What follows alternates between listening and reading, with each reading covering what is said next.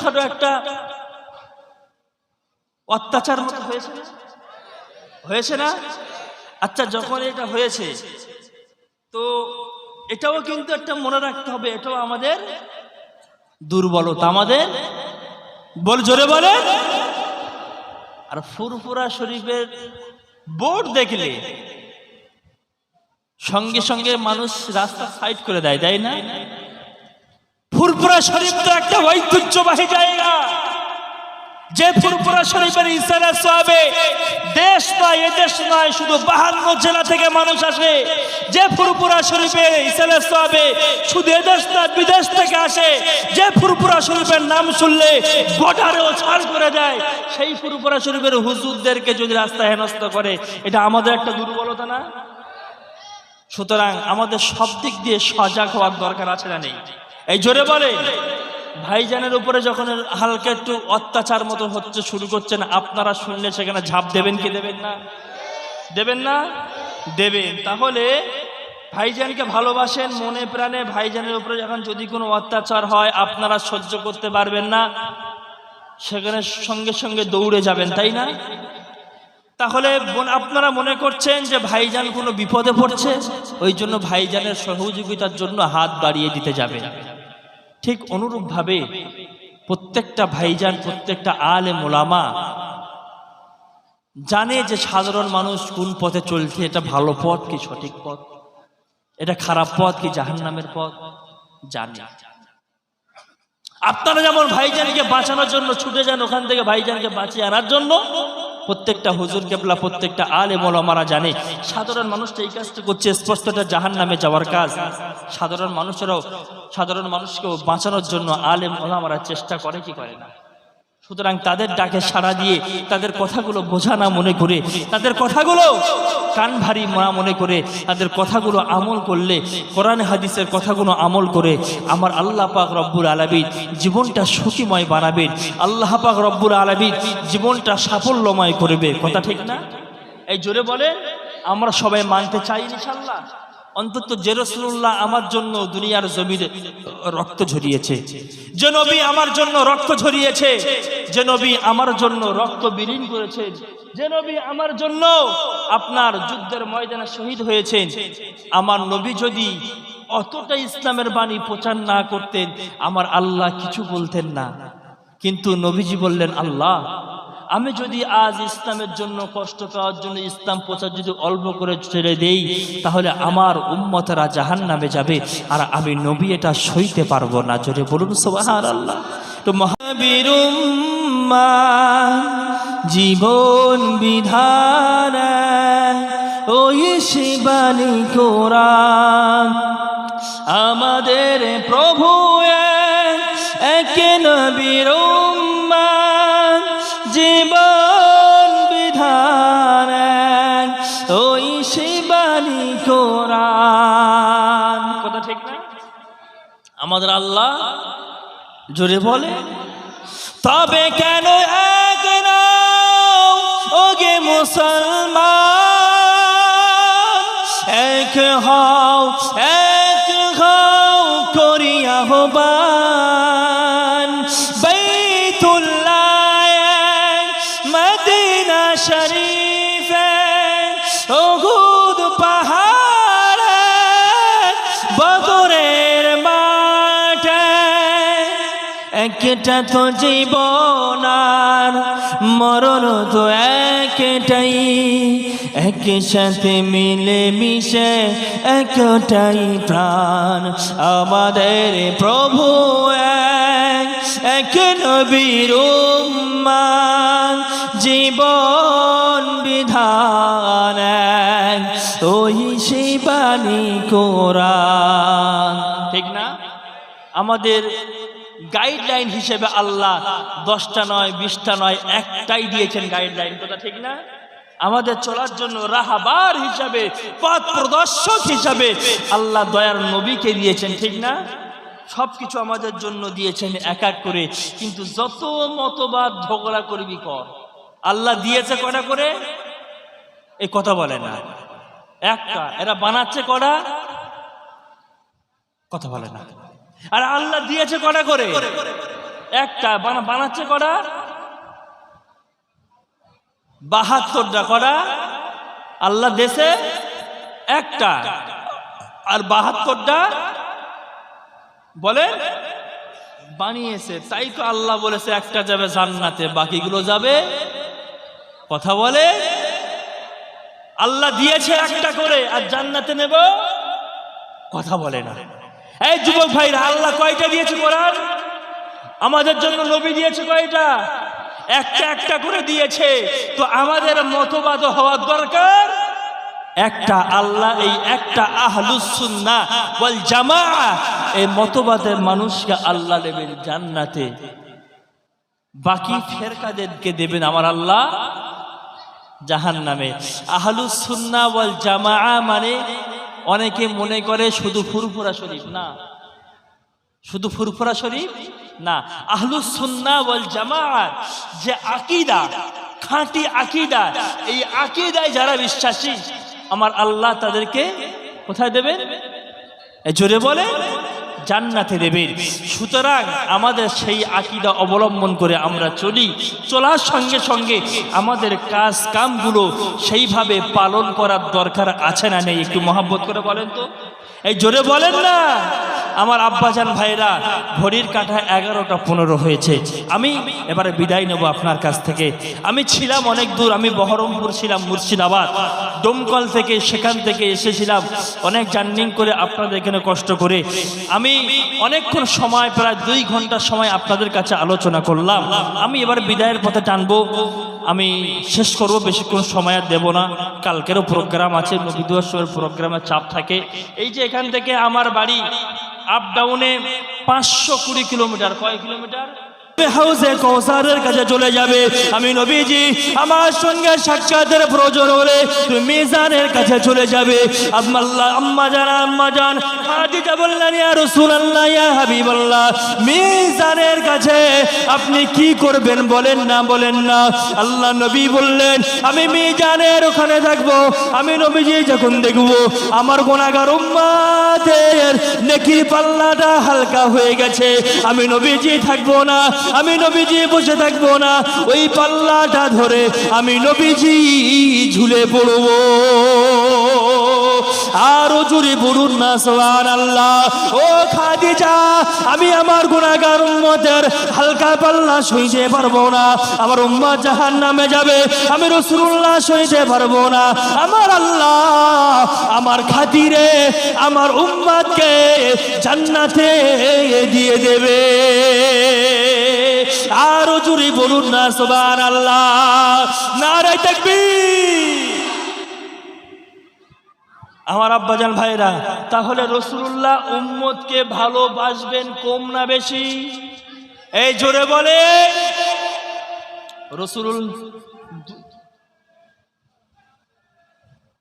রাসূলুল্লাহ দুনিয়ার জমিনে যেমন ভালোবেসেছেন আমাদের জন্য, আখিরাতেও নবীকে আমাদের ভুলে যাবেন? এই জোরে বলেন, ভুলে যাবেন? তাহলে আমরা সত্যিকারে বলেন তো নবীজিকে ভুলি কেমনে? যে নবী আমাকে ভুলে নাই, যে নবী দুনিয়ার জমিনে আমাকে ভুলে নাই, যে নবী দুনিয়ার জমিনে ইসলাম প্রচার করার জন্য মার খেয়েছে, যে নবী ইসলাম প্রচার করার জন্য আল্লাহ নবীজির মুখে থুতি নিক্ষেপ করা হয়েছিল, যে নবী ইসলাম গ্রহণ করে ইসলাম প্রচার করার জন্য নবীকে মেরে শহীদ করা হয়েছিল, অজ্ঞান করে দেওয়া হয়েছিল। আমার আব্বাজান ভাইরা, সেই নবীকে ভুলে যাওয়া, তাহলে নবীজির উম্মত বলে পরিচয় পাওয়া যায় না। কথা ঠিক না? সুতরাং সেই নবীকে ভালোবাসতে গেলে, নবীকে মহব্বত করতে গেলে আমাদের সকলের উচিত হলো এটা, নবীজিকে ভালোবাসবো, নবীজিকে মহব্বত করবো, রাসূলুল্লাহর হুকুম হাকামকে নিজের জীবনে বাস্তবায়ন করবো ইনশাআল্লাহ। জোরে বলেন ইনশাআল্লাহ। দরুদ শরীফ পড়েন আল্লাহুম্মা। সব থেকে যদি কোনো শ্রেষ্ঠ মাহফিল হয়ে থাকে সেটা হলো মিলাদুন নবীর মাহফিল। বলুন সুবহানাল্লাহ। দুনিয়ার জমিনে যত মাহফিল হয় না কেন, যত মাহফিল অনুষ্ঠান হোক না কেন, সমস্ত মাহফিলের উপরে ঈদে মিলাদুন নবী মাহফিলের মর্যাদা শ্রেষ্ঠত্ব লাভ করেছে। বলুন সুবহানাল্লাহ। আমার নবীর জন্যই তো গোটা দুনিয়া। কথা ঠিক? আমার নবীর জন্যই তো গোটা দুনিয়া। আর নবীর জন্য তাহলে যেটাই হচ্ছে সেটার বরকত মর্যাদা আল্লাহর কাছে গগনচুম্বী। জোরে বলুন সুবহানাল্লাহ। আমার আব্বাজান ভাইরা, আপনারা অনেক মানুষ বসেছেন, বৃষ্টির জন্য অনেকে বসতে পারেননি, তো আমরা যারা এখানে আসতে পারলাম আমরা হলাম ভাগ্যবান, কথা ঠিক না? কারণ বিশ্বনবী মুহাম্মদুর রাসূলুল্লাহ সাল্লাল্লাহু আলাইহি ওয়াসাল্লামের স্মৃতিচারণী তানার নিয়ে কথা শোনার জন্য আমরা এখানে বসলাম। আল্লাহ আমাদের সকলকে, আল্লাহ আমাদের কমিটিদেরকে, সহযোগীদেরকে, যারা কাজ করছে সকলদেরকে, খাদেমদেরকে কবুল করে নেন, বলুন আল্লাহুম্মা আমিন। এই ঈদে মিলাদুন নবী সমস্ত শ্রোতা বিন্দু কমিটি যারাই সহযোগিতা করছে, যেভাবে সহযোগিতা করছে, আল্লাহ এত বড় অনুষ্ঠানকে কবুল করেন, বলুন আল্লাহুম্মা আমিন। আল্লাহ রাসূলুল্লাহর ভালোবাসার ওসিলা করে আমাদেরকে নাজাতের ওসিলা বানিয়ে দেন, বলুন আল্লাহুম্মা আমিন। জোরে বলেন আল্লাহুম্মা আমিন। আমার আব্বাজান ভাইরা, ছোট্ট থেকে নিয়ে একজন মানুষ, মনে করেন একজন আমার বাবাজি যার বয়স হলো বর্তমানে 70, ও ছোট্ট থেকে নিয়ে বিশ্বনবীর সিরাত নিয়ে আলোচনা শুনে আসছে। ছোটবেলায় শুনেছে, আজ 70 বছর হয়েছে, আজ নবী দিবসের জলসা শুনছে, কিন্তু ওই 70 বছর বাবাজি কোনোদিন বলতে পারবে না যে রাসূলুল্লাহ সিরাত শুনতে আমার খারাপ লাগে, বলতে পারবে? বলতে পারবে না। কারণ বিশ্বনবী 63 বছর জিন্দেগিতে এমন কিছু অলৌকিক বিষয় ঘটিয়েছেন, তার ব্যবহারটা ছিল এমন, তার আচরণটা ছিল এমন, তার কথাবার্তাটা ছিল এমন, যা সারা বিশ্বের মানুষ গোটা জীবন ধরে বর্ণনা করে যাও তাও কোনোদিন শেষ হবে না। জোরে বলুন সুবহানাল্লাহ। কোনোদিন শেষ হবে না। আমার নবীর এটা একটা জ্বলন্ত, এটা একটা মুজিজা আমার আল্লাহ গোটা মানুষের কাছে ছড়িয়ে দিয়েছেন, মহব্বত করে বলুন সুবহানাল্লাহ। আমার আব্বাজান ভাইরা, আমরা নবী দিবস পালন করছি, এই আপনাদের এখানে আমার জলসার দাওয়াত, কেউ একজন আমার কাছে হোয়াটসঅ্যাপে ভিডিও পাঠায়, এই স্টেজ তৈরি হচ্ছে আর ওই হ্যান্ডবিল ব্যানারটা দিয়ে একজন কেউ একটা রিলস ভিডিও ফেসবুকে ছাড়ে, কোন একজন আমার পরিচিত ব্যক্তি আমার নাম দেখে ওটা আমার হোয়াটসঅ্যাপে পাঠায়। তো আমি দেখলাম কমেন্টে অনেকে লিখছে যে বেদাত, এসব করা যাবে না, এসব করা যাবে না, এসব করা গুনার কাজ, এসব করলে জাহান্নামে যাবে, অনেক অনেক কমেন্ট করছে। কিন্তু যদি রাসূলুল্লাহর ঈদে মিলাদুন নবী পালন করে যদি আমরা জাহান্নামে যাই, আমরা তাই করতে রাজি আছি, কথা ঠিক না? যদি ঈদে মিলাদুন নবী সকল মানুষের শ্রেষ্ঠ মানব হিসেবে আমার নবী নবীদের সরদার হয়ে আমার নবী দুনিয়ার জমিনে এসেছে, আর সেই নবীর জন্ম বৃত্তান্ত খুশি মানাতে গিয়ে আল্লাহ যদি খুশি হয়ে আমাদেরকে জাহান্নামে দেয়, আমরা তাও করতে রাজি আছি, কথা ঠিক না? আল্লাহ যদি তাও আমাদের জাহান্নামে দেয়, নবীজির ভালোবাসা আমরা জাহান্নামে যেতে রাজি আছি। আমার আব্বাজান ভাইয়েরা, বিশ্বনবী মুহাম্মদুর রাসূলুল্লাহ সাল্লাল্লাহু আলাইহি ওয়াসাল্লাম, আল্লাহ নবী দুনিয়ার জমিনে আসবেন, আল্লাহ নবী দুনিয়ার জমিনে পদার্পণ করবেন। বিশ্বনবী যখন আম্মা জান আমিনার গর্ভে চলে আসলেন দুনিয়ার জমিন থেকে, না না আব্বা জান বেঁচে নাই, বেঁচে নাই, বেঁচে নাই। হযরত আব্দুল্লাহ দুনিয়ার জমিন থেকে বিদায় নিয়ে চলেছেন। আম্মা জান আমিনা বর্ণনা করে, আমি আমার ছোট্ট সন্তান আমি মুহাম্মদকে আনতে গিয়েছিলাম, আমি যখন কলসিটা কাকে নিয়ে পানি আনতে গিয়েছিলাম, কলসিটা পানি ভর্তি করে আমি আমেনা যখন বাড়ির দিকে রওনা হলাম, আমি আমেনা দেখলাম একদল পাখির ঝাঁকেরা, আমি আমেনা আমার মাথার উপরে ছাউনি করে যায়, আমার মাথার উপরে ছাউনি করে জবান আমার আল্লাহ খুলে দিল, পাখিদের জবান আমার আল্লাহ খুলে দিল। পাখিদের সরদার সমস্ত পাখি বলল, এ পাখির দলেরা, না না আমেনার উপরে উড়ে যাস না, উড়ে যাস না, উড়ে যাস না, আমেনার গর্ভে নবীদের সরদার রয়েছে। আরো মহব্বত করি বলুন না সুবহানাল্লাহ। হযরত আমেনা তিনি বর্ণনা করলেন যখন পাখিদের সরদার আওয়াজটা দিয়ে দিল, না না আমি দেখলাম সমস্ত পাখিরা ভাগ হয়ে গেল, সমস্ত পাখিরা সাল হয়ে গেল, সমস্ত পাখিরা বলতে লাগলো, এ আমেনা, তোর উপরে সালাম, তোর উপরে রহমত, তোর গর্ভে ধারণ করেছিস, তোর গর্ভে রেখেছিস নবীদের জান্নাতের সরদার আমার আল্লাহ স্বয়ং, যার ভালো বিশ্বনবী মুহাম্মদ রাসূলুল্লাহ সাল্লাল্লাহু আলাইহি সাল্লাম তিনি গর্বে রয়েছেন। আর পাখিদের থেকে আম্মা বর্ণনা করেন, আম্মা জান আমেনা আর একটা বর্ণনা করেন যে যেদিন সময় হয়েছে আমার সন্তান দুনিয়ার জমিনে ভূমিষ্ঠ হবে, আম্মা জান্না যারা রয়েছে তারা একটু সিমটম বুঝতে পারে ভূমিষ্ঠ হওয়ার সময় যখন। তো আম্মা জান আমেনা বলেন আমি অনেক চিন্তিত ছিলাম, কারণ আমার স্বামী আব্দুল্লাহ দুনিয়ার জমিনে তখন ছিল না, বিদায় নিয়ে চলে গেছে। আম্মা জান আমেনা বলে আমি মনের দিক দিয়ে অনেকটা ক্লান্ত ছিলাম, ভারাক্রান্ত ছিলাম, আমার স্বামী নাই। কিন্তু আম্মা জান আমেনা বলেন যখন আমার নবী আমার হাবিব, যখন আমার ছোট্ট সন্তান মুহাম্মদ দুনিয়ার জমিনে পদার্পণ করবেন, আমার দেখাশোনা করার জন্য আমার আল্লাহ জান্নাত থেকে 3 জন মহিলা পাঠিয়েছিলেন। বলুন সুবহানাল্লাহ। আম্মা জান আমেনা বলেন যখন আমার সন্তান দুনিয়ার জমিনে আসবে, জান্নাত থেকে আম্মা জান হাওয়া আলাইহিস সালাম, ফেরাউনের স্ত্রী আসিয়া, নবী ঈসা আলাইহিস সালামের মা মারিয়াম, এই 3 জন মহিলাকে আল্লাহ পাক রব্বুল আলামিন আব্দুল্লাহর জীর্ণ কুঠিরিতে পাঠিয়ে দিয়েছিলেন আমার নবীর যাতে কোনো কষ্ট না হয়। জোরে বলুন সুবহানাল্লাহ। বিশ্বনবী যখন দুনিয়ার জমিনে আসবেন, আম্মা জান আমেনা বর্ণনা করেন আমি দেখেছিলাম এমন একটা বিষয় যে বিষয়টা আমি কোনোদিন আর অন্যদিন দেখিনি। কষ্ট হচ্ছে আপনাদের? আমার আব্বা জান ভাইরা, হযরত আম্মা জান আমেনা বর্ণনা করেন আমি যখন আমার ছোট্ট সন্তান মুহাম্মদকে দুনিয়ার জমিনে যখন আমি প্রসব করতে লাগলাম, না না আমি এমন কিছু জিনিস দেখলাম যে জিনিসটা কোনোদিন দেখি নাই।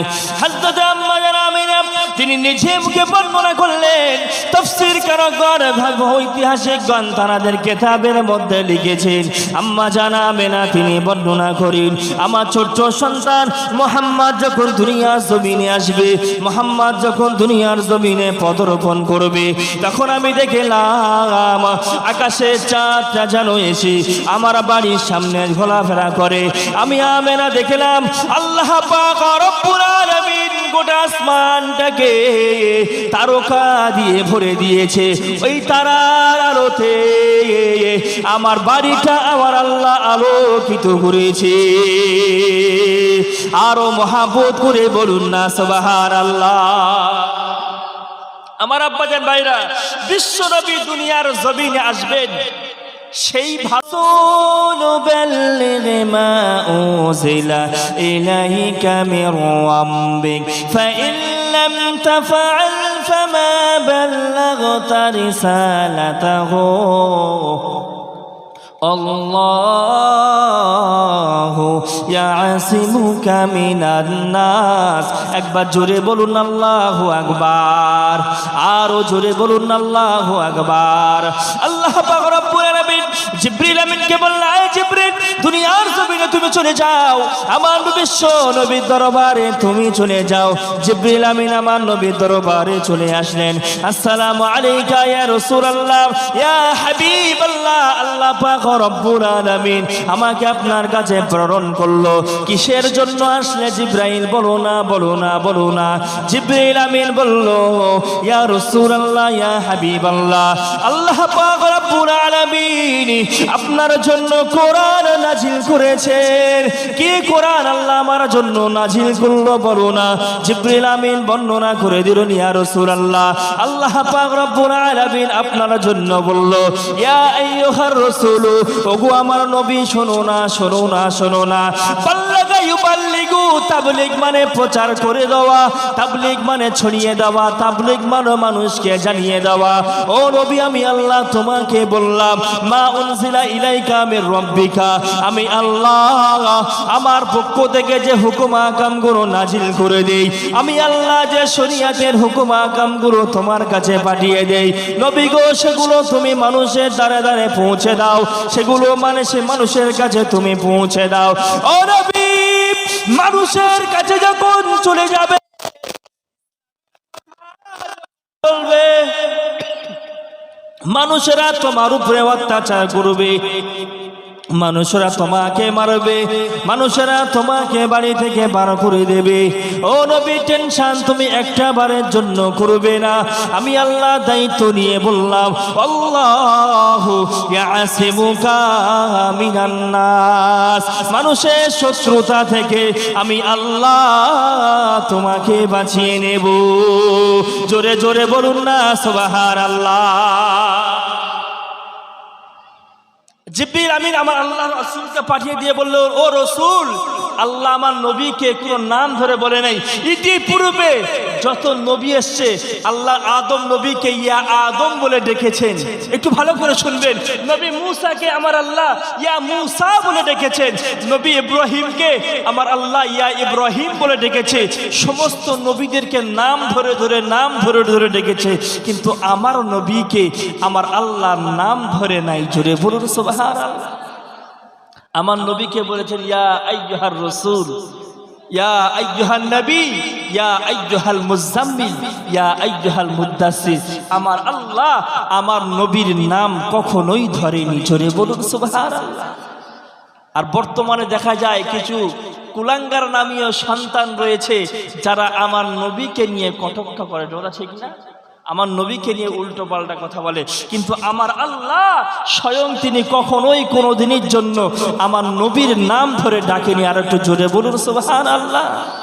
বিশ্বনবী মুহাম্মদুর রাসূলুল্লাহ সাল্লাল্লাহু আলাইহি ওয়াসাল্লামা নবীজি আমার তিনটে স্টেপে, তিনটে পন্থায়, তিনটে ধাপে ইসলাম প্রচার করেছেন। তিনটে ধাপে ইসলাম প্রচার করেছে, আপন জায়গায় রাখেন, এটা শুনতে গেলে অনেকটা সময়ের দরকার।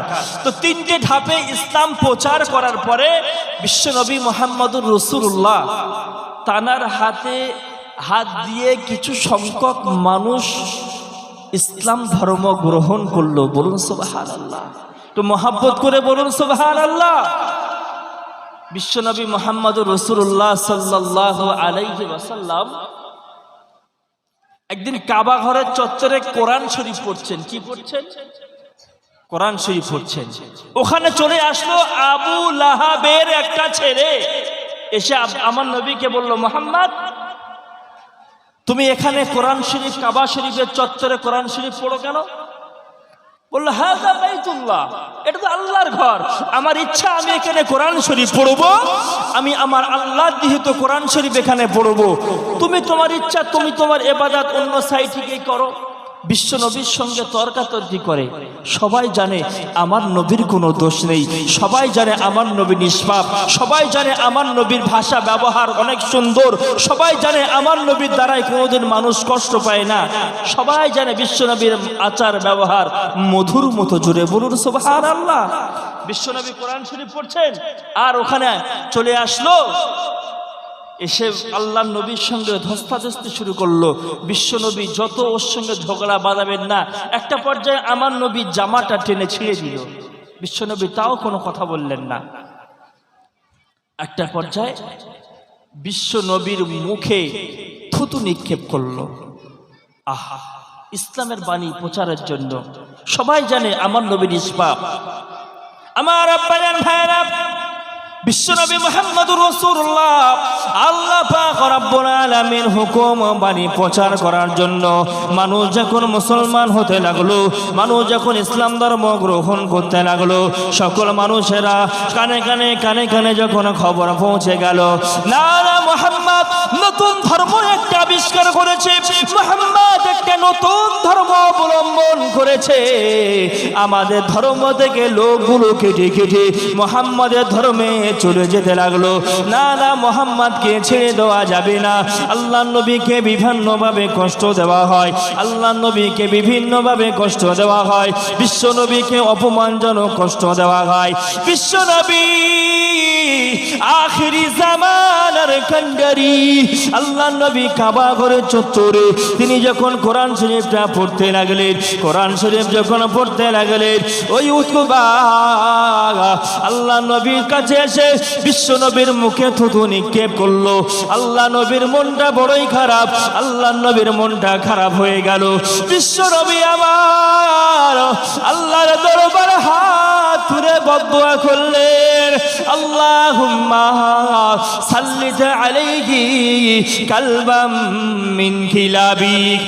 আমার নবী সইতে পারলেন না, আমার নবী আর থাকতে পারলেন না, আল্লাহর কাছে হাত তুলে বলল, আল্লাহ আমি তোমার রাসূল, আমি তোমার পাঠানো নবী। আল্লাহ কোরআন পড়ার জন্য উকুবা, আমি তোমার নবী,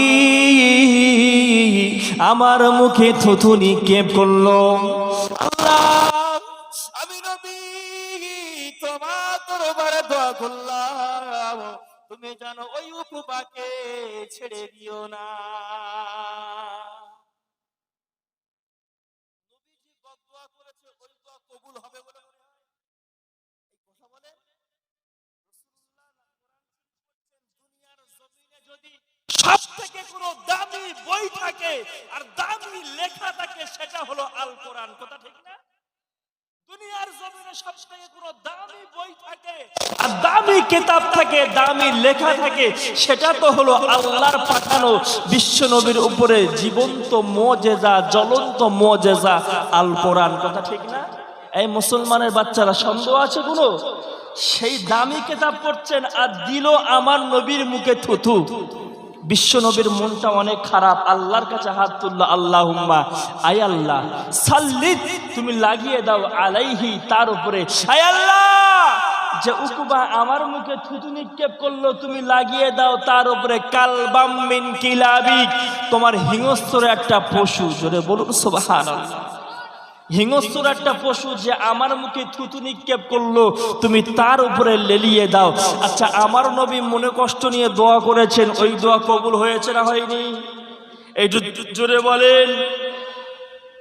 সাধারণ যদি কেউ একটা গ্রামের মেম্বার হয়, একটা প্রধান হয়, আর যদি কোনো একটা গরিব শ্রেণীর মানুষ যদি তাকে একটা বড় কথা বলে, মেম্বার কি তাকে ছেড়ে দেয়? প্রধান কি তাকে ছেড়ে দেয়? ছেড়ে দেয় না। একই সঙ্গে ছোট থেকে বড় হয়েছি, একই সঙ্গে স্কুলে গিয়েছি, একই সঙ্গে চায়ের দোকানে বসেছি, একই সঙ্গে কতই বদমাইশি করেছি, হঠাৎ করে টাকা পয়সা হয়ে উচ্চ লেভেলের একটু হয়ে গেছে, এখন ওই বন্ধু তার সঙ্গে কথা বলতে গেলে ঘরের দরজায় লাইন দিতে হয় কি হয় না? হয়। আর আমার নবী সকল মানুষের সেরা, সকল নবীদের সেরা, যার জন্য আল্লাহ দুনিয়া বানিয়েছেন, যার জন্য আল্লাহ এত সুন্দর পৃথিবী বানিয়েছেন, আর সেই নবীর মুখে থুতু দেবেন, নবীর মনে কষ্ট লাগে না? এই জোরে বলেন, লাগে না? নবীজি দোয়া করেছেন, দূর থেকে উকবার বাপ ফলো করেছে, উকবাকে ডাকলো, এই ছেলে কি ব্যাপার, কি হলো? না আব্বা মোহাম্মদ না আমার জন্য এমন দোয়া করেছে। বাপ বলছে সর্বনাশ, মোহাম্মদ হাত তুলে দোয়া করেছে মানে ও দোয়া তো কোনোদিন মিস হবে না। জোরে বলুন সুবহানাল্লাহ। ছেলে চলে গেল বাড়ি। উতবা বাপের সম্পত্তি নিয়ে ব্যবসা করতে যাবেন, খুব মনোযোগ দিয়ে শুনবেন। বাপের সম্পত্তি নিয়ে ব্যবসায় বার হচ্ছে, সঙ্গে কিছুদিন লোক একটা কাফেলা নিয়ে বার হলো। বাপ বলল, খবরদার তোরা যেন আমার ছেলেকে ফেলে দিস নি, আমার ছেলেটাকে লক্ষ্য রাখিস। ওরা সবাই বলল, কোনো চিন্তা নেই, আমরা আপনার ছেলেকে লক্ষ্য রাখবো। কথা তাই হয়ে গেল। চলতে লাগলো, সকালবেলা রওনা দিল, চলতে চলতে চলতে সন্ধ্যা হয়ে গেল।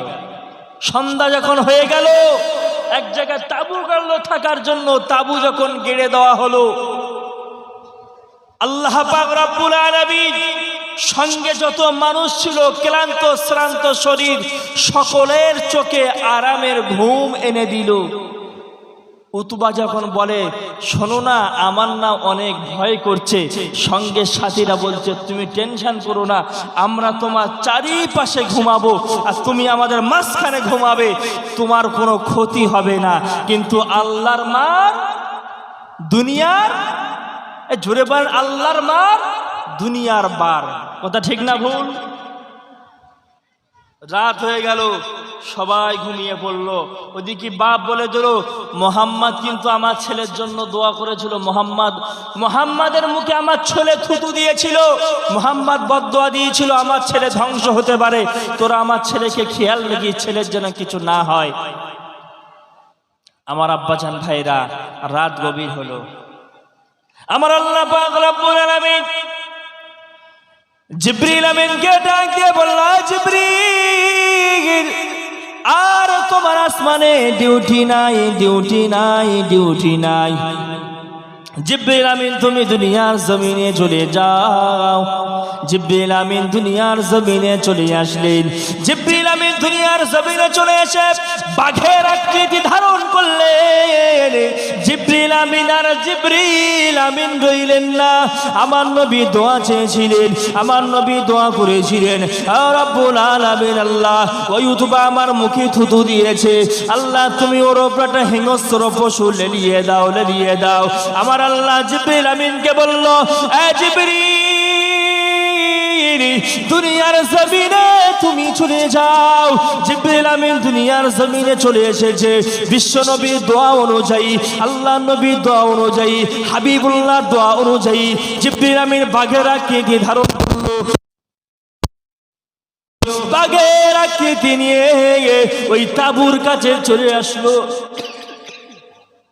জিবরিল আমিন বাঘের আকৃতি ধারণ করে তাঁবুর নিকটে চলে আসলো। তাঁবুর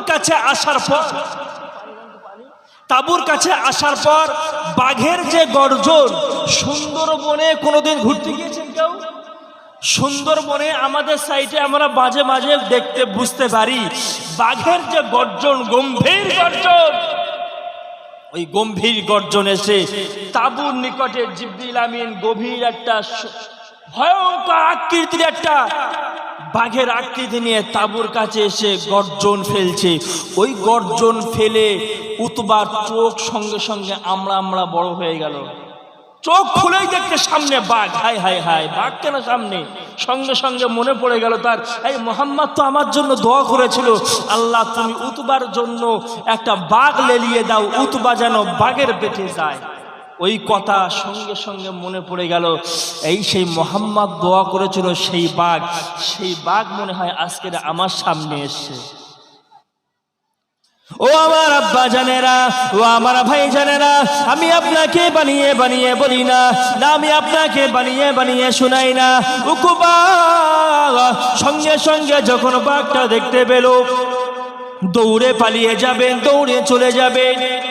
তিনি যখন দৌড়াতে যাবে বাঘ সঙ্গে সঙ্গে জিবরিল আমিন উড়ে গিয়ে একটা থাবা মেরে, উড়ে গিয়ে একটা থাবা দিয়ে সঙ্গে সঙ্গে সঙ্গে সঙ্গে একেবারে মতো উতবাকে জাহান্নামে পাঠিয়ে দিল। আরো মহব্বত করে বলুন না সুবহানাল্লাহ, নারে তাকবীর। জিবরিল আমিন বাঘের আকৃতি ধারণ করে সঙ্গে সঙ্গে তাকে জাহান্নামে পাঠিয়েছিল। আচ্ছা, জিবরিল আমিন উতবাকে বাঘের আকৃতি ধারণ করলো, উতবা অপরাধটা কি করেছিল একজন বলে? বিশ্বনবীর মুখে থুতু দিয়েছিল। আচ্ছা, থুতু দেওয়া সম্মানের কাজ না অপমানের কাজ? ছোটবেলায় দেখবেন বাচ্চারা যখন ঝগড়া করে, মারপিট করতে করতে যখন একজন আর একজনের কাছে পারে না তখন গায়ে থুতু দিয়ে পালায় কি পালায় না? পালায়। কারণ থুতু দেওয়া মানে এটা বোঝায় তুই ভালো না, তোর সঙ্গে আর ঝগড়া করবো না, কথা বলবো না, চলে গেলাম। আল্লাহর নবীকে থুতু দিয়ে অপমান করলো। আচ্ছা, যে আমার নবীকে অপমান করেছে আমার আল্লাহ কি তাকে ছেড়ে দিয়েছে? জোরে বলেন, আরো আসতে পারে? আচ্ছা, যে আল্লাহ সেই সময় ওই উতবাকে জাহান্নামে পাঠিয়েছে, সেই আল্লাহ কি আজও আছে? এই কথা বলেন না কেন? আছে কি নেই? কেউ কেউ বলছেন নেই। সেই আল্লাহ, যে আল্লাহ আসমান তৈরি করার শুরু থেকে আছে, যে আল্লাহ অনন্তম কাল ধরে আছে, সেই আল্লাহ তো আজও আছে। কথা ঠিক না? তাহলে আল্লাহ যদি তখনকার সময় উতবাকে বিচার করে জাহান্নামে পাঠিয়ে দিতে পারে, আজ যারা আমার নবীকে অপমান করছে, আমার আল্লাহ কি তাদেরকে জান্নাতে দেবে? এই জোরে বলেন। হতে পারে সে নরেন্দ্র মোদী, হতে পারে সে অমিত শাহ, হতে পারে সে নুপুর শর্মা, XYZ, যে কেউ হোক না কেন, আমার নবীকে নিয়ে অপমান করলে, আমার নবীকে নিয়ে অপদস্থ করলে, আমার আল্লাহ দুদিনের জন্য ছাড় দিতে পারে, কোনোদিন ছেড়ে দেবে? আর মুসলমানের গায়ে যতদিন রক্ত থাকবে, আমার নবীর অপমান মেনে নেবে? জোরে বলেন। মুসলমানকে যদি কেটে টুকরো টুকরো করে দেওয়া হয়, এরপরে মুসলমানের মন কখনো, মুসলমানের জান প্রাণ কখনো বিশ্বনবীর অপমান মানতে পারবে না। কথা ঠিক না? কোনদিন আমার নবীর অপমান মানতে পারবো? দুদিনের ক্ষমতায় বসছো, চিড়িং চিড়িং করে চিংড়ি মাছের মতো লাফাচ্ছ, মনে করছো হ্যান করেঙ্গা তেন করেঙ্গা, লাঠি কে আন্দার মুগুর বারেঙ্গা, এই করে তুমি মনে করছো আমি যা মনে করবো সব করে দেব। দুদিনের ক্ষমতায় বসে ও ক্ষমতায় ফেরাউনও বসছিল। কথা ঠিক কি না? ফেরাউনকে আল্লাহ চুবিয়ে মেরেছে। কি করে মেরেছে? চুবিয়ে মেরেছে। নমরুদকে কিছু টাকা হয়েছিল, নমরুদ সে মনে করেছিল আমি বিশাল বড় হয়ে গেছি। ও নমরুদকে আল্লাহ জুতো পেটা করে মরেছে। কি করে? মাথায় এমন মশা ঢুকেছে যে মাথার করে ভমো ভমো করে মশা বাজে। ঘুমানোর সময় যদি কানের কাছে মশা এসে গান গায়, সুরের কণ্ঠ দিয়ে গান শুনতে ভালো লাগে। আর ওই মশা ঢুকেছে নমরুদের মাথায়, কারণ নমরুদ তার জামানায় নবীর সঙ্গে গাদ্দারি করেছিল। নমরুদ তার মাথায় মশা ঢোকে, যেই মাথায় মারে মশা চুপ করে যায়, আর যেই মারা বন্ধ করে দেয় মাথার মতো বোবো করা শুরু করে দেয়। নমরুদ লাশ পর্যন্ত বললো, আরে জুতো দিয়ে আমার মাথায় মার, জুতো দিয়ে মাথায় মার। জুতো দিয়ে মার খেয়ে খেয়ে নমরুদ যে খোদাই দাবি করেছিল, আল্লাহ তাকে জুতো পেটা করে মারিয়েছে। কথা ঠিক না? তাহলে তুমি কোথাকারকে আমরা ভাতে দিয়ে আমার নবীকে নিয়ে অপমান করো, তোমাকে এমন বাথরুম ঘরের চেম্বারে ফেলে মারবে তুমি টেরও পাবে না। কথা ঠিক না? আমার নবীকে নিয়ে যারা অপবাদ দিয়েছে, আমার নবীকে নিয়ে যারা কটু কথা বলেছে, আজ না হয় কাল আমার আল্লাহ তার হাবিবুল্লাহ নিয়ে কথা বললে, জানে রহমাতকে নিয়ে কথা বললে, আমার আল্লাহ কোনোদিনের জন্য ছেড়ে দেবে না। কথা বলে ঠিক কিনা?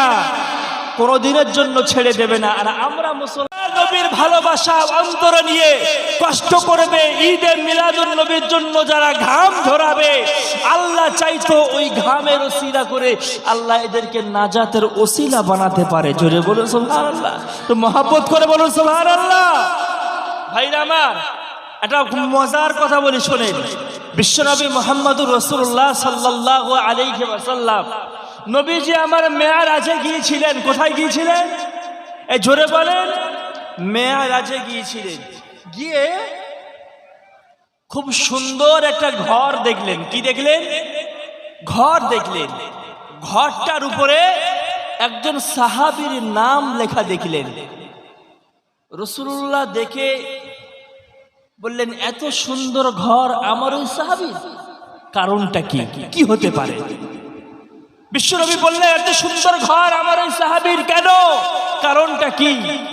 আমার সাহাবী কি এমন আমল করে? আল্লাহর নবী দেখতে থাকেন কিসের জন্য এত সুন্দর ঘর আমার ওই সাহাবী। বিশ্বনবী মেরাজে ফিরে এসে ওই সাহাবীকে দেখে আর মনে মনে করে, আমার এই সাহাবীর এত সুন্দর ঘর, কারণটা কি? কিসের জন্য এত সুন্দর ঘর আমার সাহাবীর? বিশ্বনবী দেখতে থাকে, কিন্তু তেমন কিছু গোপন আমল দেখতে পায় না। একদিন হঠাৎ করে তিনি অন্য একটা বাদশার আন্ডারে একটা জমিতে মেষ চোরাতে সেখানে চলে যায়। বাদশা সঙ্গে সঙ্গে অ্যারেস্ট করলো নবীজির সাহাবীকে। অ্যারেস্ট করে নিয়ে বাদশার দরবারে গেল। বাদশা বলল, শুনলাম তুমি নাকি মুহাম্মাদের কলেমা পড়েছো? হ্যাঁ, অবশ্যই করে পড়েছি। মুহাম্মাদের কলেমা ছেড়ে দাও। না, ছাড়তে পারবো না। জোরে বলুন সুবহানাল্লাহ। আমাদের যদি রাস্তার মাঝখানে কেউ ধরে বলে, এই জয় শ্রীরাম বল, না তো তোকে গুলি করে দেব। আমাদের ইমানটা এত দুর্বল, কতবার যে জয় শ্রীরাম 1 মিনিটে বলবো তার তো কোনো ঠিক নেই। এরকম ঈমান আমাদের। আর তাদের ঈমান। বাদশা বলল, তুই মুহাম্মাদের কলেমাটা ছেড়ে দে। তুই মুহাম্মাদের কলেমাটা ছেড়ে দিলে তোকে আমিও ছেড়ে দেব।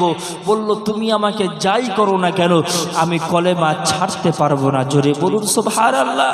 তো মহব্বত করে বলুন সুবহানাল্লাহ। ওই সাহাবীটার ঘর আল্লাহর নবী দেখেছেন জান্নাতে, অনেক সুন্দর ঘর। বাদশা অর্ডার করলো, এই একে নিয়ে ওই জেলখানার মধ্যে বন্দি কর। খানাও দিবি না, পানি পান করতেও দিবি না। ওকে ওই অবস্থায় মুহাম্মাদের সাহাবাকে জেলখানার মধ্যে বন্দি করে রাখ। ওকে খেতেও দিবি না, পানি পান করতেও দিবি না। খাবারও দেয় না, পানিও দেয় না। আল্লাহর নবীর সাহাবীকে ওই জেলখানার মধ্যে বন্দি করে রাখা হলো। আমার আব্বাজান ভাইরা, বিশ্ব নবীর সাহাবীকে জেলখানার মধ্যে বন্দি করা হলো। আল্লাহ নবীর সাহাবীকে জেলখানার মধ্যে যখন বন্দি করা হলো, না না না না, একটা বারের জন্য বিশ্ব নবীর সাহাবীকে কোনো কিছু খাবারও দেওয়া হয় না। আল্লাহ নবীর সাহাবীকে পানি পান করতে দেওয়া হয় না। বিশ্ব নবীর সাহাবী আব্দুল্লাহ 3 দিন ধরে ক্ষুধার্ত অবস্থায় পড়ে রইল। ধর্মী লেগে যাবে, দুনিয়া জমিন থেকে বিদায় নিয়ে চলে যাবে। প্রহরী বাদশার কাছে গিয়ে খবর দিল, ও জাপানা, মুহাম্মাদের সাহাবা মনে হয় বিদায় নেবে, মুহাম্মাদের সাহাবা মনে হয় বিদায় নিয়ে চলে যাবে। কেন, কি হয়েছে? তুমি তো আমাদেরকে খাবার দিতে নিষেধ করেছো, আমাদেরকে পানি দিতে নিষেধ করেছো। আমরা খাবারও দিলাম না, আমরা পানিও দিলাম না। ধর্মী লেগে গেল, মনে হয় আব্দুল্লাহ বিদায় নিয়ে চলে যাবে, মুহাম্মাদের সাহাবা বিদায় নিয়ে চলে যাবে। বাদশা বলল, যাও যাও, চলে যাও, কিছু শূকরের মাংস নিয়ে চলে যাও। শূকরের কিছু মাংস রান্না করে নিয়ে চলে যাও। একটা গ্লাসে করে মদ নিয়ে চলে যাও। মুহাম্মাদের সাহাবা আব্দুল্লাহ ক্ষুধার্ত অবস্থায় রয়েছে, মনে হয় বাঁচার জন্য শূকরের মাংসটা খেয়ে নেবে, মনে হয় পানি পিপাসার জন্য মদের গ্লাসটা খেয়ে নেবে। চলে যাও, চলে যাও, চলে যাও। মুহাম্মাদের সাহাবা যদি একটা বারের জন্য শূকরের মাংসটা খেয়ে নেয়, মুহাম্মাদের সাহাবা যদি একটা বারের জন্য মদের গ্লাসটা পান করে নেয়, তাহলে তার থেকে ইসলাম বার হয়ে যাবে। বাদশা বলল, অনেক ক্ষুধার্ত, ক্ষুধার জ্বালায় কাতর, মনে হয় ইন্তেকাল হয়ে যাবে। কিছু শূকরের মাংস আর কিছু মদের গ্লাসে মদ দিয়ে মুহাম্মাদের সাহাবার কাছে যাও, আব্দুল্লাহর কাছে যাও। বাটিতে করে মাংস, শূকরের মাংস আর মদের গ্লাস নিয়ে গেল সাহাবীর কাছে। সাহাবার কাছে যাওয়ার পরে বলল, নাও। বলল, এটা শূকরের মাংস, এটা মদের গ্লাস। বলছে, আমি আব্দুল্লাহ, আমি না খেয়ে মরে যাব তাও ঠিক আছে, আমার জন্য আমার নবী বদনাম পাবে, আমার জন্য ইসলাম বদনাম হবে, আমি আব্দুল্লাহ কোনোদিন মেনে নিতে পারবো না। জোরে বলুন সুবহানাল্লাহ, জোরে বলুন সুবহানাল্লাহ। আব্দুল্লাহ বলল, ও বেঈমানের বাচ্চারা, ও বেঈমানের দলেরা, ও অত্যাচারী বাচ্চারা, রাজা প্রজারা, তোরা শুনে রাখ, শুনে রাখ। তোরা কি মনে করলি আমি আব্দুল্লাহ ক্ষুধার্ত রয়েছি, আমি আব্দুল্লাহ শূকরের মাংসটা খেয়ে নেব? তোরা কি মনে করলি আমি আব্দুল্লাহ পিপাসিত হয়ে পড়লাম, আমি আব্দুল্লাহ মদের গ্লাসটা পান করব? না রে, না না না, অবন্তরা ভাবিস না, ভাবিস না, ভাবিস না। আমি আব্দুল্লাহ মুহাম্মাদের কলমা যখন থেকে পড়লাম, আমি আব্দুল্লাহ মুহাম্মাদের কলেমা যেখান থেকে স্বীকার করলাম, বললাম মুহাম্মাদের কলমার মধ্যে এমন একটা শান্তি পেয়েছি, এমন একটা শান্তি পেয়েছি, না না কোনো দিনের জন্য, কোনো বারের জন্য হাবিবুল্লাহকে, জানে মুস্তফাকে, মা আমেনার লালকে আমি কোনোদিন বদনাম করতে পারবো না। আরো জুড়ে বলুন না সুবহানাল্লাহ, নারে তাকবীর। কি মনে করেছিস আমি অপরাধযোগ্য জিনিস খাবো আর তোরা প্রচার করবি মুহাম্মাদের উম্মত শুকরের মাংস খেয়েছে? একটা বারের জন্য না। ওই প্রজারা বাদশার কাছে গিয়ে বলল, বাদশা, সে নবী সাহাবা আব্দুল্লাহ তো শুকরের মাংস আর মদ খেলো না। বাচ্চা বলল, ঠিক আছে, বাঁচার মতো অল্প করে হলেও কিছু ফল দিয়ে এসো। ফল দিয়ে এসলো। আব্দুল্লাহ সাহাবী সেটা খেয়ে একটু সুস্থ হলেন। সুস্থ হওয়ার পর খুব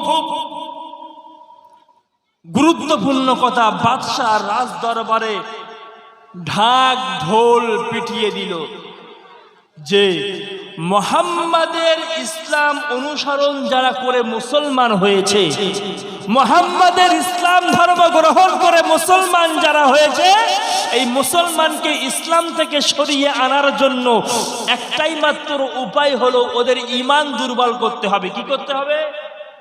এই জোরে বলে, ঈমান দুর্বল করতে হবে। ঈমান যদি দুর্বল করা যায় তাহলে মুসলমান এমনি এমনি বেঈমান হয়ে যাবে। এমনি এমনি বিভিন্ন প্রক্রিয়ায় আমাদের ঈমান দুর্বল করা হচ্ছে না? এই জোরে বলেন। আপনি মোবাইলে ওয়াজ দেখছেন, হঠাৎ করে ন্যাংটো মেয়ের একটা অ্যাড সামনে চলে আসে, কি আসে না? আমি হুজুর 5 ওয়াক্ত নামাজ পড়ি, ওয়াজ করে বেড়াই, ওই অ্যাডটা আমার চোখে পড়লো।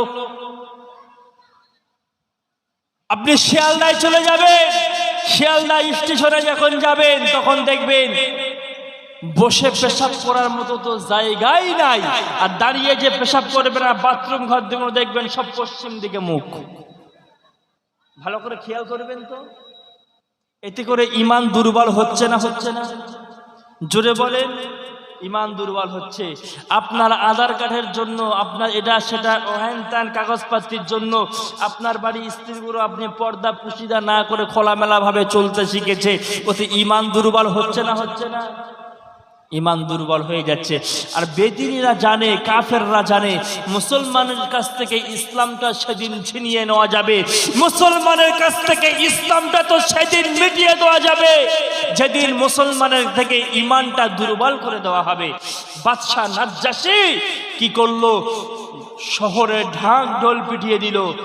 আমার রাজ্যে, আমার দেশে সবথেকে সুন্দরী মহিলা যে আছে সে চলে এসো আমার রাজ দরবারে, আমি তার আমার রাজ দরবার থেকে বড় একটা পুরস্কার করব। সংবাদ দিল, সব থেকে সুন্দরী মহিলা কে আছো আমার কাছে এসো, আমি পুরস্কার দেব। বাদশার কথা শুনে সুন্দরী মহিলারা রাজ দরবারে এসে ভিড় করলো। বাদশাহ অর্ডার দিল, তোমাদের যৌবনের ফাঁদে ফেলে, তোমাদের যৌবনের রসে ফেলে, তোমরা জেনার মতো অপরাধমূলক কাজ দিয়ে মুহাম্মাদের সাহাবাকে যদি জেনার মধ্যে আকৃষ্ট করতে পারো তাহলে আমার রাজ দরবার থেকে বড় পুরস্কার তোমাদেরকে দেব এবং আমার এই রাজ দরবারে তোমাদের চাকরি দেব। শর্ত হলো মুহাম্মাদের উম্মত আব্দুল্লাহকে জেনায় লিপ্ত করতে হবে। শুনেছেন?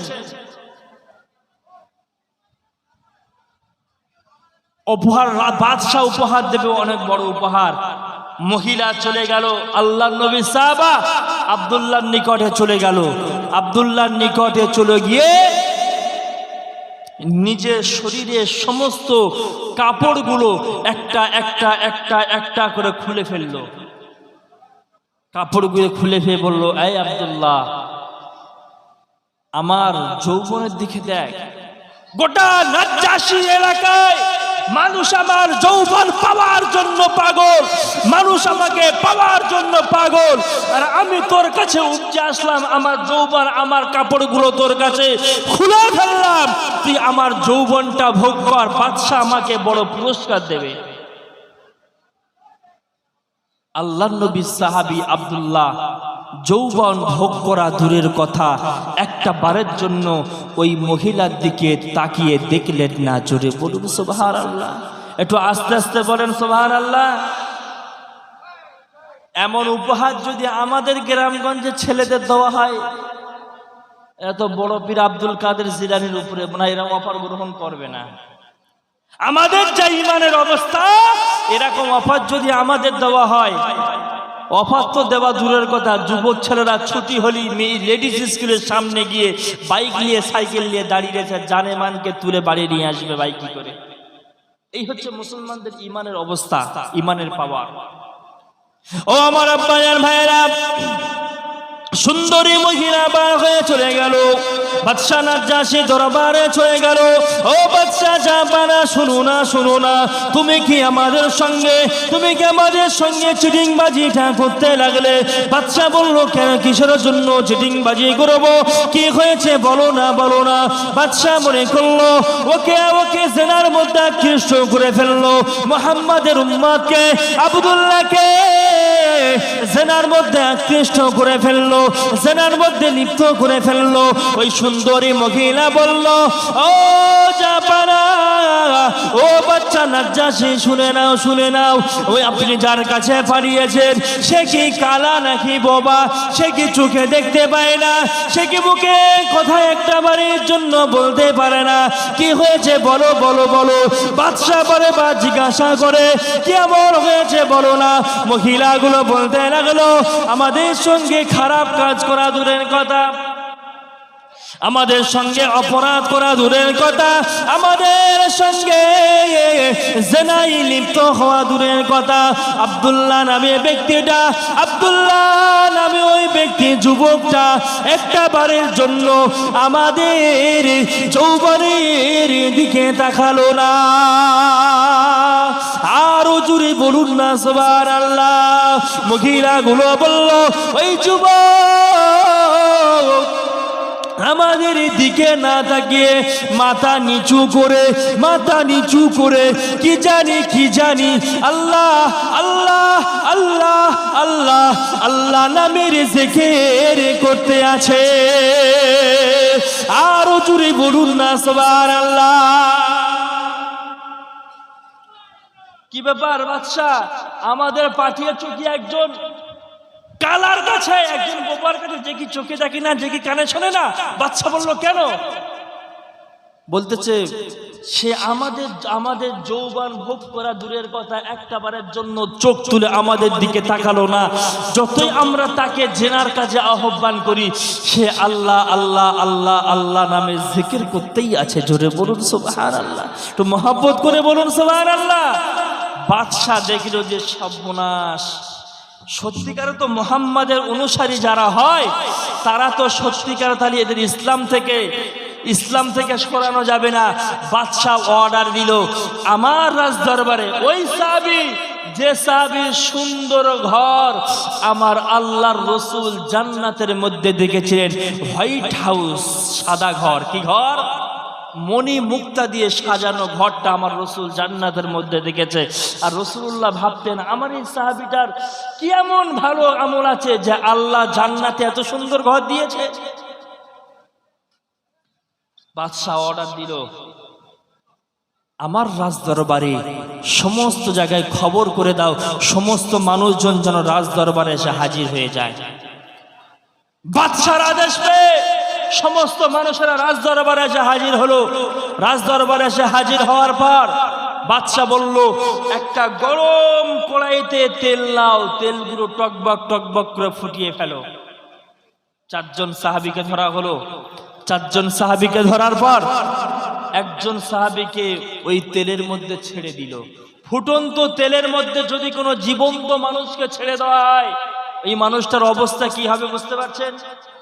যদি আমাদের হাতে একটু আগুনের ঝলসানি লাগে, আমরা সহ্য করতে পারি? মলম লাগাতে হয়, ক্রিম লাগাতে হয়, বরফ দিতে হয়, হয় কি হয় না? আর জ্যান্ত সাহাবী আল্লাহ নবীর ইসলাম গ্রহণ করার জন্য ফুটন্ত তেলের মধ্যে ছেড়ে দিল।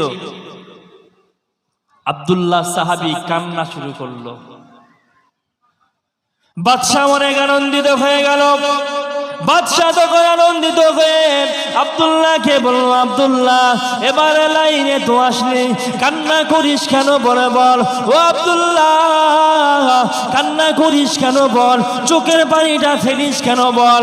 তোকে ছেড়ে দেব, ছেড়ে দেব, আমার রাজত্ব হাফ তোকে ভাগ দিয়ে দেব। আব্দুল্লাহ একটা বারের জন্য বল, আল্লাহ বলে কেউ নাই, মুহাম্মদ আল্লাহর নবী নয়, নবী নয়, নবী নয়, বল তোকে ছেড়ে দেব, তোকে মুক্তি করে দেব, আমার রাজত্বে ভাগ তোকে দিয়ে দেব। আব্দুল্লাহ যখন কান্নাকাটি করে থাকে, বাদশা বলল তোকে মারবো না, তুই বল। আব্দুল্লাহ বলল, এ বাদশা আমি মরার জন্য কাঁদি নাই, কাঁদি নাই, কাঁদি নাই। বাদশা বলল কিসের জন্য কান্না করিস তাহলে বল। আল্লাহ নবী সাহাবা, আল্লাহ নবী প্যারা সাহাবা, যে নবী সাহাবার ঘর আল্লাহ পাক রব্বুল আলামিন নবী জান্নাতের মধ্যে দেখলো সাদা ঘর আমার আল্লাহ নির্মাণ করেছেন। ওই সাহাবা যখন ও কান্না শুরু করলো, সাহাবা বলল বাদশা আমার আল্লাহ পাক রব্বুল আলামিন আমাকে একটা জীবন দান করেছে, আমার আল্লাহ পাক রব্বুল আলামিন আমাকে একটা জীবন দান করেছে। ও বাদশা তুমি আমার জীবনটা নিয়ে নেবে, তুমি আমাকে হত্যা করে দেবে, তুমি আমাকে শহীদ করে দেবে। আমি কান্না করি কেন জানো? আমার আল্লাহ আমার শরীরের মধ্যে যতগুলো পশম দান করেছে, আমার আল্লাহ আমার শরীরের মধ্যে যতগুলো লোম দিয়েছে, আমার আল্লাহ যদি অতগুলো জীবন আমাকে দান করত, অতগুলো জীবন আমাকে দিত রাসূলুল্লাহর প্রেমে, রাসূলুল্লাহর ভালোবাসায়, আমেনা আল্লাহর ভালোবাসায়, মাহবুবের ভালোবাসায়, অথবা জীবনটা বিলিয়ে দিতাম। আরো জোরে বলুন না সুবহানাল্লাহ। এ বাদশা শুনে রে, আব্দুল্লাহ মরার ভয় করে না, আব্দুল্লাহ মরার ভয় করে না, করে না, একটা বারের জন্য ভয় করে না, করে না। মুহাম্মাদের কলমা যারা পড়ে নাই, মুহাম্মাদের কলমা যারা একটা বার ধারণ করে নাই, মৃত্যু তাদের কাছে ভয় পায় না, মৃত্যুকে তারা দেখে ভয় পায় না, আগুনকে তারা দেখে ভয় পায় না, গরম তেল দেখে তারা ভয় পায় না, টোপ লালসা কিছুই তারা করে না। তারা শুধু জানে আমার রক্তের মধ্যে নবী রয়েছে, আমার জানের মধ্যে নবী রয়েছে, আমার কলবের মধ্যে নবী রয়েছে, আমার মুখের মধ্যে নবী রয়েছে। নবী নবী নবী নবী করে মুহাম্মাদের উম্মতেরা জান্নাতে চলে যাবে। আরো জোরে বলুন না সুবহানাল্লাহ। দরুদ শরীফ আল্লাহুম্মা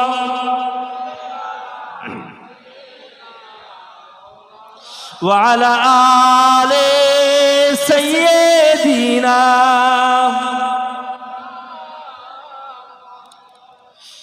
আমার আব্বাজান ভাইরা, ফুটন্ত গরম তেল সম্মুখে নিয়ে একজন সাহাবীকে যখন দেওয়া হলো, সঙ্গে সঙ্গে ফুটন্ত তেলে জীবন্ত একটা মাছ যখন তেলের মধ্যে ছেড়ে দেওয়া হয়, মাছটা যেমন ছটফট ছটফট করে, সাহাবীকে ওই তেলের মধ্যে ফেলে দেওয়া হলো। সাহাবীর সঙ্গে সঙ্গে বিদায় নিয়ে চলে গেল। অবস্থা দেখে আব্দুল্লাহ সাহাবী কান্না করতে শুরু করলো। বাদশা বলল, এতক্ষণ পর যখন লাইনে আসলে, তাহলে কিসের জন্য তুমি এত বাহানা করলে? বলো বলো মুহাম্মদ রাসূলুল্লাহ, আল্লাহ বলে কেউ নেই, ছেড়ে দেবো। আব্দুল্লাহ বলল, কান্না করি ওই জন্য না, আল্লাহ আমাকে একটা জীবন দিয়েছে, আমার গায়ে যতগুলো লোম আছে, আমার আল্লাহ যদি এতবার আমাকে জীবন দিত আর ততবার আমি শহীদ হয়ে যেতাম, আমি শান্তি পেয়ে যেতাম। জোরে বলুন সুবহানাল্লাহ। তো মহব্বত করা হয় না সুবহানাল্লাহ? এই যুবক, মহব্বত করা হয় না সুবহানাল্লাহ? বাদশা প্রচন্ড রাগান্বিত, এতগুলো মানুষের সম্মুখে আমার অপমান।